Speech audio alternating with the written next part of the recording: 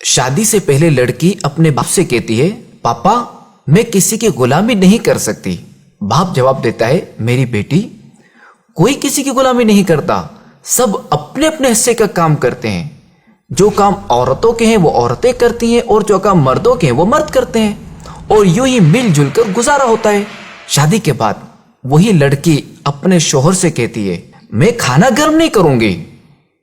یہ سن کر شوہر کہتا ہے تو پھر تم اپنے باپ کے گھر واپس چلی جاؤ کہ میں تمہاری ضروریات پورا کرنے کے لیے صبح سے شام تک محنت کرتا رہوں اور تم میرا کوئی کام نہ کرو، تو پھر ٹھیک ہے، مجھے بھی تمہاری ضرورت نہیں۔ طلاق کے بعد وہ لڑکی اپنے بھائی کے یہاں آ جاتی ہے، لیکن کچھ دنوں بعد بھائی اپنی اسی بہن سے کہتا ہے دیکھو میری بہن، میں اب فیملی والا ہو گیا ہوں، میری بیوی تمہیں اب مزید برداشت نہیں کر سکتی، لہذا تم اپنا کہیں اور بندوبست کر لو۔ اب وہ لڑکی نوکری کی تلاش میں ایک دفتر جاتی ہے۔ دفتر والے کہتے ہیں ہمارے پاس ایک فیمیل ریسیپشنسٹ کی جگہ خالی ہے، آپ خوبصورت اور جوان بھی ہیں تو آپ ہمارے ہاں کام کر سکتی ہیں۔ لڑکی کی عمر دن بہ دن بڑھ رہی ہوتی ہے۔ دفتر والے اس سے کہتے ہیں بی بی ہم معذرت خواہیں، آپ کے کام میں اب پہلے جیسی تیزی اور پھرتی نہیں رہی، لہذا اب آپ کہیں اور نوکری ڈھونڈ لیں، ہمیں اب آپ کی ضرورت نہیں رہی۔ یہاں تک کہ وہ بوڑھی ہو جاتی ہے، اب ایک نئی جگہ جاتی ہے جہاں اسے کہا جاتا ہے محترمہ اب تو آپ کی اتنی عمر ہو گئی ہے کہ اب آپ کو نوکری میں کیا دوں، آپ کو تو آرام سے اپنے بچوں کی کمائی کھانی چاہیے۔ وہ عورت کہتی ہے میرے بچے نہیں ہیں، میرا کوئی نہیں ہے۔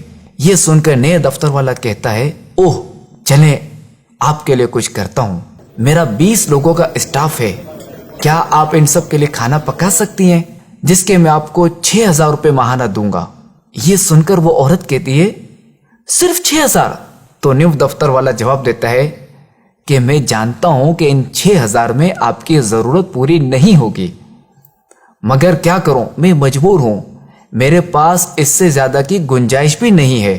آہ، وہ عورت جو گھر کے کام کو غلامی سمجھتی تھی، اپنے شوہر کا کھانا تک گرم کرنے کو تیار نہیں تھی، اسی دفتر والے کو کہتی ہے ٹھیک ہے مجھے آپ کی یہ بات منظور ہے، اور ساتھ ساتھ اس کی آنکھوں سے آنسو بہ رہے ہوتے ہیں اور وہ یہ سوچ رہی ہوتی ہے کاش جوانی میں ہی کھانا گرم کر دیتی اور ابو کی بات سمجھ لیتی کہ کوئی کسی کی غلامی نہیں کرتا بلکہ سب اپنے اپنے حصے کا کام کرتے ہیں۔